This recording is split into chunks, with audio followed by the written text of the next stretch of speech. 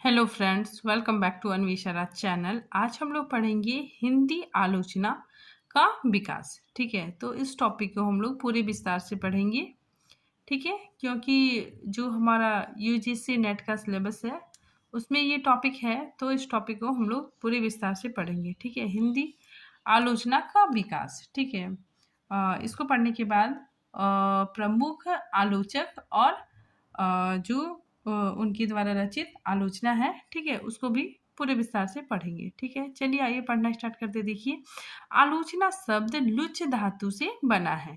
Luch का अर्थ देखना। ठीक है, लुच का अर्थ देखना होता है।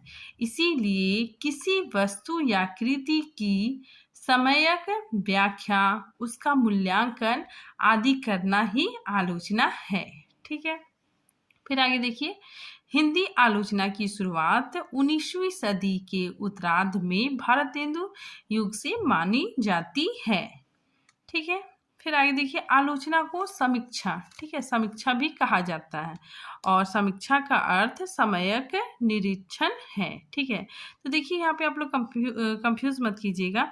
जो आलोचना है, ठीक है, समालोचना है और समीक्षा है। ठीक है, तीनों एक ही चीज है। ठीक है, तीनों का अर्थ एक ही होता है। ठीक है, देखिए समालोचना। ठीक है, समालोचना का अर्थ सामान्य रूप से देखकर समझकर उसका गुण तथा दोष दोनों का समीक्षा करना या विश्लेषण करना। ठीक है, तो समालोचना का अर्थ क्या होता है कि सामान्य रूप से देखना। ठीक है, समान रूप से देखकर समझना और उसके गुण दोष दोनों की समीक्षा करना। ठीक है, गुण दोष दोनों का समीक्षा या विश्लेषण करना। ठीक है, देखिए आगे, आलोचना शब्द लुच से बना है। ठीक है, जिसका अर्थ क्या होता है, देखना। और समीक्षा और समालोचना, ठीक है, मतलब समीक्षा और समालोचना शब्दों का भी यही अर्थ होगा। ठीक है, आलोचना को अंग्रेजी में क्रिटिसिज्म, ठीक है, कहा जाता है। ठीक है, आगे देखिए, आलोचना या समालोचना किसी वस्तु, विषय को, उसके लक्ष्य को ध्यान में रखते हुए उसके गुण दोष एवं उपयोगिता का विवेचना करने वाली साहित्यिक विधा है। ठीक है, तो देखिए यहाँ पे आलोचना समझिए। आलोचना का मतलब क्या होता है कि किसी वस्तु, विषय को उसके लक्ष्य को ध्यान में रखते हुए, ठीक है, गुण दोष एवं उपयोगिता का विवेचना करने वाली साहित्यिक विधा है। ठीक है, तो आलोचना का अर्थ क्या हो गया कि कोई भी विषय है, ठीक है, साहित्य की दृष्टि से, ठीक है, कोई भी जो विषय है, ठीक है, उसको ध्यान में रखते हुए उसके गुण और दोष दोनों को बतलाना ही आलोचना कहलाता है। ठीक है, समान रूप से उसके गुण और दोष, ठीक है, दोनों को बतलाना, दोनों को विश्लेषण करना ही आलोचना कहलाता है। आगे देखिए, संस्कृत में प्रचलित टीका, व्याख्या और काव्य सिद्धांत निरूपण के लिए भी आलोचना शब्द का प्रयोग कर लिया जाता है। ठीक है, किंतु आचार्य शुक्ल का स्पष्ट मत है कि आधुनिक आलोचना संस्कृत के काव्य सिद्धांत निरूपण से स्वतंत्र चीज है। ठीक है, तो यहाँ पे बताया जा रहा है कि जो संस्कृत के प्रचलित टीका, व्याख्या, ठीक है, काव्य सिद्धांत को भी आलोचना, मतलब कुछ लोग आलोचना कहते हैं। ठीक है, लेकिन आचार्य रामचंद्र शुक्ल आधुनिक आलोचना, ठीक है, वे कहते हैं कि आधुनिक आलोचना संस्कृत के काव्य सिद्धांतों से बिल्कुल अलग है। ठीक है, बिल्कुल इसके विपरीत है। ठीक है, फिर आगे देखिए, आलोचना का कार्य है कि किसी साहित्यिक रचना को अच्छी तरह परीक्षा करके उसके गुण, दोष और अर्थव्यवस्था का निर्धारण करना है। ठीक है, तो आचार्य रामचंद्र शुक्ल कहते हैं कि आलोचना का कार्य किसी भी साहित्य रचना को अच्छी तरह से परीक्षा करके, ठीक है, उसके गुण, दोष, ठीक है, इत्यादि चीजों को बतलाना है। आगे देखिए, डॉक्टर श्याम सुंदर दास, ठीक है, इनका कहना है कि यदि हम साहित्य को जीवन की व्याख्या माने तो आलोचना को उस व्याख्या की व्याख्या मानना पड़ेगा। ठीक है, ये कहना डॉक्टर श्याम सुंदर दास जी का है। ठीक है, आगे देखिए, हिंदी में आचार्य रामचंद्र शुक्ल को सर्वश्रेष्ठ आलोचक माना जाता है। ठीक है, अतः उन्हें केंद्र बिंदु रखकर हम हिंदी आलोचना के उद्भव और विकास को लगभग 3 भागों में बांटकर देख सकते हैं। ठीक है, तो आचार्य रामचंद्र शुक्ल सर्वश्रेष्ठ आलोचक रहे। ठीक है, और उन्हीं के नाम के आधार पर 3 भागों में इसे बांटा गया है। ठीक है, देखिए शुक्ल पूर्व हिंदी आलोचना। ठीक है, 1850 से 1920 ईस्वी। ठीक है, नेक्स्ट देखिए शुक्ल युगीन हिंदी आलोचना 1920 से 1940 ईस्वी। फिर शुक्लोत्तर हिंदी आलोचना। ठीक है, 1940 से आज तक। ठीक है, अब देखिए शुक्ल पूर्व युग। ठीक है, इसके अंतर्गत भारतेंदु युग और द्विवेदी युग सम्मिलित है। आगे देखिए भारतेंदु हरिश्चंद्र को आधुनिक हिंदी का प्रथम आलोचक माना जाता है। ठीक है, ये काफी इंपॉर्टेंट है। ठीक है, फिर आगे देखिए आधुनिक हिंदी के प्रथम सैद्धांतिक आलोचना भारतेंदु कृत नाटक को माना जाता है। ठीक है, काफी इंपॉर्टेंट है कि आधुनिक युग के प्रथम सैद्धांतिक आलोचना भारतेंदु कृत नाटक। ठीक है, नाटक जो 1883 ईस्वी में रचित थी। ठीक है, इसको माना जाता है। ठीक है, फिर आगे देखिए बालकृष्ण भट्ट ने सन 1886 में हिंदी प्रदीप में लाला श्रीनिवास दास कृत संयोगता स्वयंवर नाटक की सच्ची समालोचना शीर्षक से आलोचना की। ठीक है, तो ये भी काफी इंपॉर्टेंट है, पूछा जाता है एग्जाम में। फिर आगे देखिए बालकृष्ण भट्ट को आधुनिक हिंदी में व्यवहारिक आलोचना। ठीक है, व्यवहारिक आलोचना का जनक माना जाता है। फिर आगे देखिए बद्री नारायण चौधरी प्रेमघन ने आनंद कदामिनी में सन 1885 में बाबू गजाधर सिंह कृत बंग विजेता नामक बंगला उपन्यास के हिंदी अनुवाद की आलोचना की। ठीक है, तो ये सब फैक्ट काफी इंपॉर्टेंट है। ठीक है, आगे देखिए सन 1846 में प्रेमघन ने लाला श्रीनिवास दास कृत संयोगता स्वयंवर की आनंद कादंबिनी में आलोचना की। ठीक है, फिर आगे देखिए आचार्य रामचंद्र शुक्ल समालोचन का सूत्रपात। ठीक है, हिंदी में एक प्रकार से बालकृष्ण भट्ट और बद्री नारायण चौधरी साहब ने ही किया। ठीक है, तो ऐसा मानना आचार्य रामचंद्र शुक्ल जी का है कि समालोचन का सूत्रपात हिंदी में बालकृष्ण भट्ट और बद्री नारायण चौधरी ने किया। ठीक है, अब देखिए भारतेंदु युग में 3 प्रकार की आलोचनाएं विकसित हुई। ठीक है, पहला रीतिकालीन लक्षण ग्रंथों की परंपरा में लिखित सैद्धांतिक आलोचना। ठीक है, जैसे बिहारी लाल कृत अलंकार दर्श। दूसरा ब्रज भाषा एवं खड़ी बोली गद्य में रचित आलोचना। ठीक है, जैसे कवि प्रिया रसिक प्रिया बिहारी सतसई की टीकाएं। ठीक है, आगे देखिए इतिहास ग्रंथों के रूप में लिखित आलोचना जैसे शिव सिंह सेंगर कृत शिव सिंह सरोज। ठीक है, अब हम लोग देखते हैं द्विवेदी युग। ठीक है, देखिए द्विवेदी युग में आचार्य महावीर प्रसाद द्विवेदी को हिंदी का प्रथम लोकवादी। ठीक है, लोकवादी आचार्य माना जाता है। ठीक है, तो काफी इंपॉर्टेंट है, पूछा जाता है कि प्रथम लोकवादी आचार्य कौन है, तो महावीर प्रसाद द्विवेदी। ठीक है, लोकवादी मतलब क्या होता है कि जो लोगों से जुड़े हो। ठीक है, जो लोगों की बातें करते हैं। ठीक है, लोगों की समस्याओं की बातें करते हैं। फिर आगे देखिए द्विवेदी जी ने सरस्वती पत्रिका के माध्यम से हिंदी आलोचना के नए युग का मार्ग प्रस्त किया। ठीक है, फिर आगे देखिए आधुनिक हिंदी आलोचना में तुलनात्मक आलोचना का जनक पदम सिंह शर्मा को माना जाता है। ठीक है, काफी इंपॉर्टेंट है, पूछा जाता है। फिर आगे देखिए सर्वप्रथम सन 1907 ईस्वी में सरस्वती पत्रिका में पदम सिंह शर्मा ने बिहारी। ठीक है, बिहारी और फारसी कवि सादी। ठीक है, इन दोनों की तुलनात्मक आलोचना की। ठीक है, तुलनात्मक मतलब क्या हो गया, 2 लोगों की तुलना। ठीक है, 2 कवियों की तुलना। फिर आगे देखिए सन 1910 में मिश्र बंधुओं ने प्रसिद्ध आलोचना ग्रंथ हिंदी नवरत्न की रचना की। ठीक है, तो काफी इंपॉर्टेंट है। और इनके नवरत्न में कौन कौन कवि थे, देखिए तुलसीदास, सूरदास, देव, बिहारी लाल, भूषण और मतीराम। ठीक है, केशव दास, कबीर दास, चंद बरदाई और भारतेंदु हरिश्चंद्र। ठीक है, तो इन 9 कवियों को मिश्र बंधुओं ने अपने आलोचन ग्रंथ में रखा। ठीक है, फिर आगे देखिए, हिंदी नवरत्न में मिश्र बंधुओं ने सर्वप्रथम देव बड़े की बिहारी, ठीक है, ये विवाद प्रारंभ किया। ठीक है, तो देव बड़े की बिहारी विवाद को प्रारंभ किया। इन्होंने देव को श्रेष्ठ बताते हुए तुलसी और सूर्य के समक्ष स्थान दिया। ठीक है, तो मिश्र बंधुओं ने देव को श्रेष्ठ बतलाया।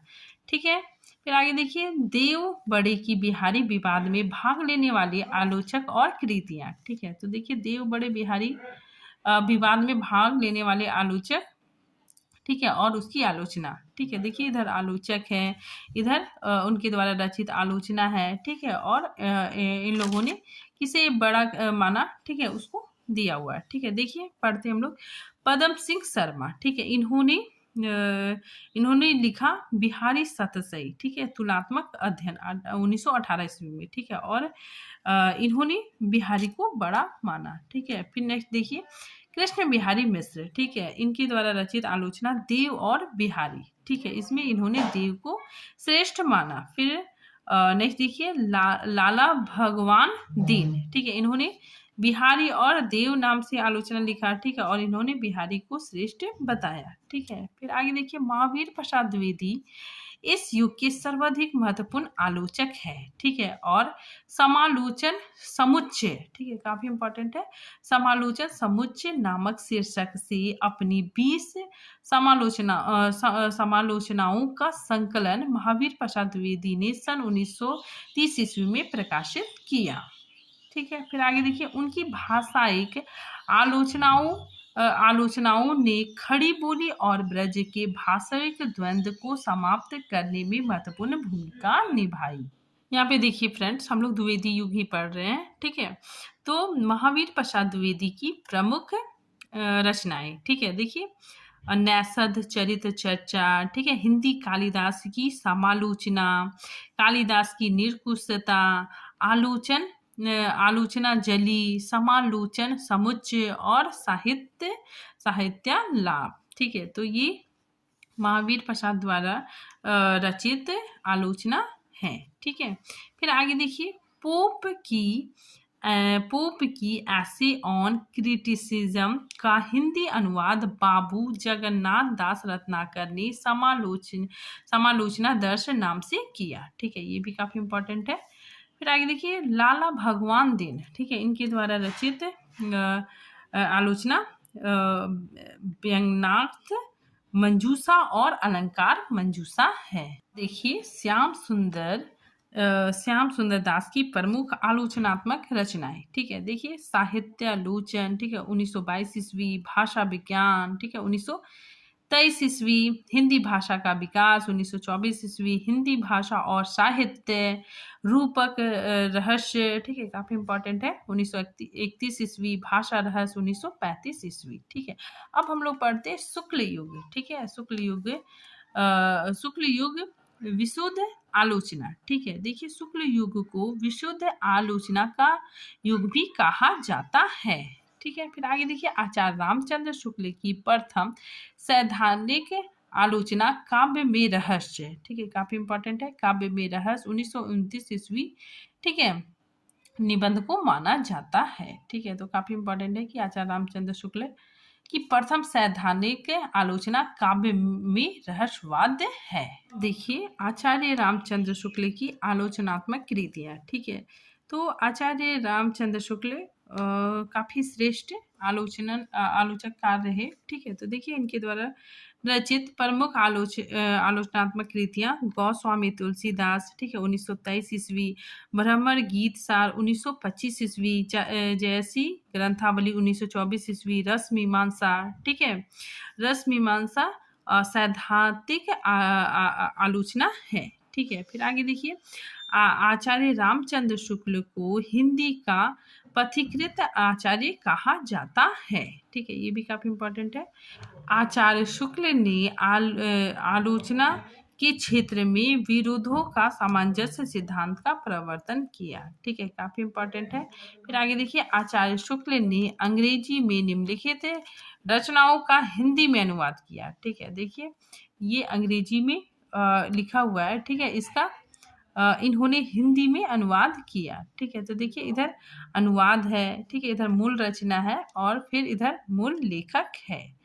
ठीक है, तो देखिए कल्पना का आनंद, ठीक है, इसका अनुवाद आचार्य शुक्ल ने किया। ठीक है, और इसकी अंग्रेजी रचना इंग्लिश ऑफ इमेजिनेशन है। ठीक है, और इसके मुख्य मूल लेखक एडिशन है। ठीक है, फिर नेक्स्ट देखिए साहित्य लिटरेचर, ठीक है, और इसके मूल लेखक जॉन टेनरी न्यूमैन है। ठीक है, नेक्स्ट देखिए आदर्श जीवन, ठीक है, प्लानिंग लिविंग हाई थिंकिंग। ठीक है, इसके भी रचनाकार सेम यही है। ठीक है, जैन टेनरी न्यूमैन। ठीक है, फिर देखिए विश्व प्रपंच, ठीक है, रिडल ऑफ यूनिवर्स। ठीक है, इसके मूल लेखक हैकल है। ठीक है, अब हम लोग देखते हैं जयशंकर प्रसाद। ठीक है, ये काफी इंपॉर्टेंट है। काव्य कला तथा अन्य निबंध, ठीक है, ये जयशंकर प्रसाद की प्रमुख आलोचनात्मक कृति है। आगे देखिए प्रसाद जी ने लिखा काव्य आत्मा की संकलनात्मक अनुभूति है। ठीक है, ये कथन जयशंकर प्रसाद जी का है। ठीक है, अब हम लोग पढ़ते हैं सुमित्रा नंदन पंत। ठीक है, सुमित्रा नंदन पंत का कथन है कि कविता हमारी परिपूर्ण क्षणों की वाणी है। ठीक है, पंत की अन्य आलोचनात्मक रचनाएं पद गद। ठीक है, फिर शिल्प और दर्शन, ठीक है, 1961 ईस्वी। छायावाद पुनः मूल्यांकन, ठीक है, 1905 ईस्वी। ठीक है, तो ये सारी रचनाएं काफी इंपॉर्टेंट है जो पंत द्वारा रचित है। ठीक है, अब देखिए सूर्यकांत त्रिपाठी निराला। ठीक है, देखिए सूर्यकांत त्रिपाठी निराला की यह कथन है कि कविता परिवेश की पुकार है। ठीक है, और इनके द्वारा रचित प्रमुख आलोचनात्मक ग्रंथ रविंद्र कविता कानन, ठीक है, पंत और पल्लव, ठीक है, 1928 ईस्वी। प्रबंध और पद, ठीक है, और चौथा मेरे गीत और कला। ठीक है, ये क्या है सैद्धांतिक समीक्षा है। ठीक है, आगे देखिए निराला ने कवित्व, ठीक है, काफी इंपॉर्टेंट है, निराला ने कवित्व को हिंदी का जातीय छंद कहा है।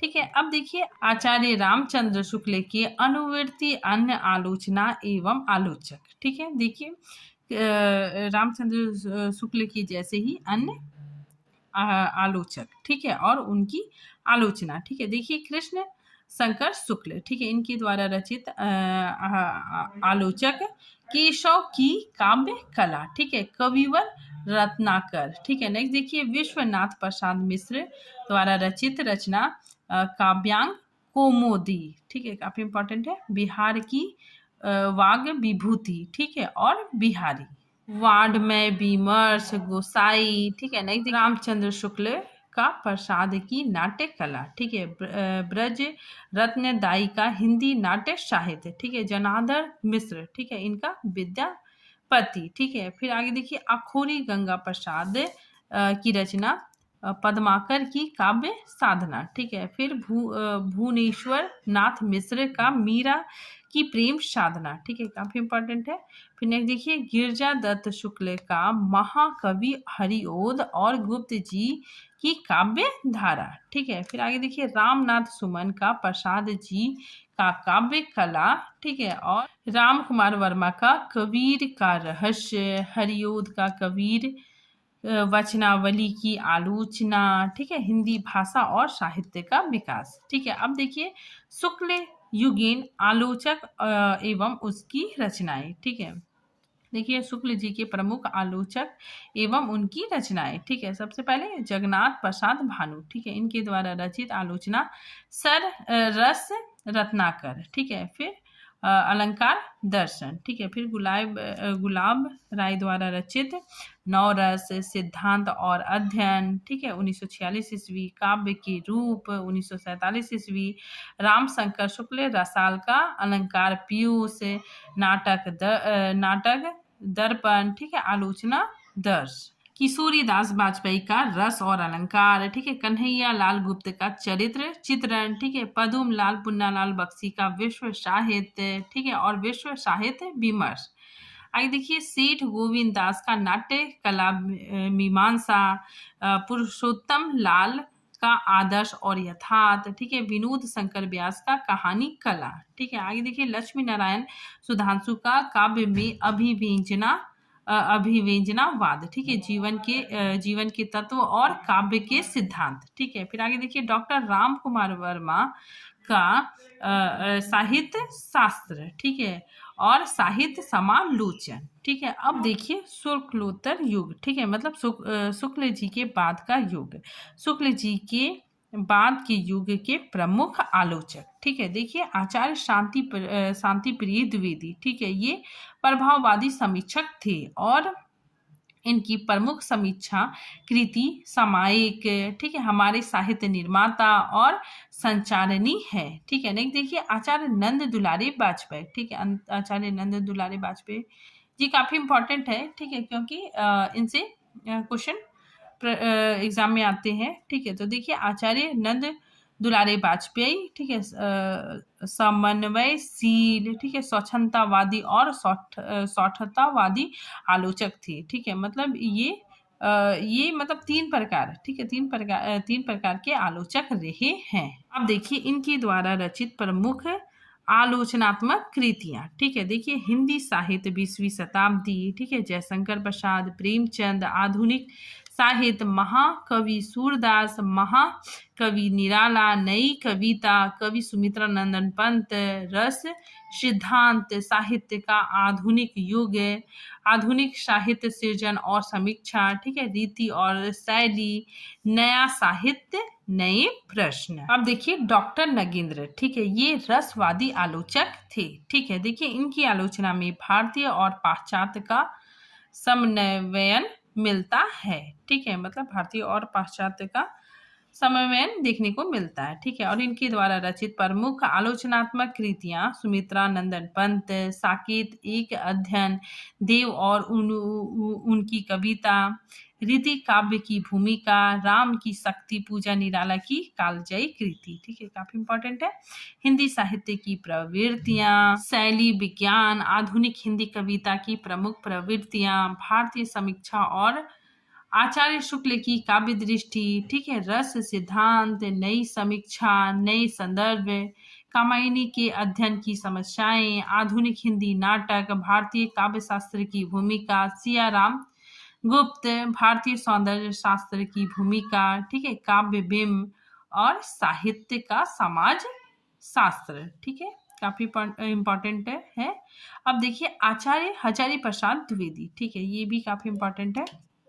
तो देखिए ये ऐतिहासिक सांस्कृतिक चेतना, ठीक है, सांस्कृतिक चेतना संपन्न मानवतावादी आलोचक है, ठीक है, मतलब इनकी रचनाओं में ऐतिहासिक भी देखने को मिलता है, ठीक है, सांस्कृतिक चेतना भी देखने को मिलता है, ठीक है। और इनके द्वारा रचित आलोचनात्मक रचनाएं, ठीक है, देखिए सुर साहित्य 1930 ईस्वी, हिंदी साहित्य की भूमिका, ठीक है, काफी इंपॉर्टेंट है, पूछा जाता है।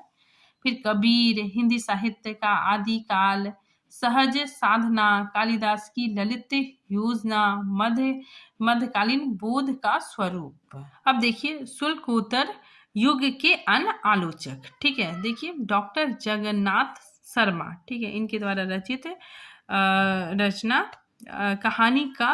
कहानी का रचना विधान, ठीक है, हिंदी गद्य शैली का विकास। फिर देखिए डॉक्टर इंद्रनाथ मदान, ठीक है, इनके द्वारा रचित आलोचनात्मक रचनाएं, हिंदी कहानी अपनी जवानी, कविता और कविता, प्रेमचंद्र एक विवेचन, समकालीन आलोचना, ठीक है। नेक्स्ट देखिए डॉक्टर देवराज, ठीक है, इनके द्वारा रचित आलोचनात्मक रचनाएं छायावाद का पतन, साहित्य चिंता, आधुनिक समीक्षा और प्रतिक्रियाएं हैं, ठीक है। आगे देखिए इलाचंद जोशी, ठीक है, इलाचंद जोशी को मनोविश्लेषण वादी आलोचक का जनक भी कहा जाता है, ठीक है। देखिए इनके द्वारा रचित रचना साहित्य सर्जन 1940 ईस्वी, विवेचना, विश्लेषण, देखा परखा, ठीक है। नेक्स्ट देखिए नलिन विलोचन शर्मा, ठीक है, ये भी काफी इंपॉर्टेंट है, ठीक है। देखिए इनके द्वारा रचित आलोचनात्मक रचनाएं दृष्टिकोण, मानदंड, साहित्य का इतिहास दर्शन, हिंदी उपन्यास विशेषता, प्रेमचंद, दिनकर और उनकी काव्य कृतियां, और छायावाद और प्रगतिवाद, ठीक है, छायावाद और प्रगतिवाद, ठीक है, इनके द्वारा रचित प्रमुख आलोचनात्मक रचनाएं हैं। ठीक है, तो आज ये टॉपिक यहीं पे खत्म होता है। मिलते हैं नेक्स्ट टॉपिक के साथ, तब तक के लिए थैंक यू।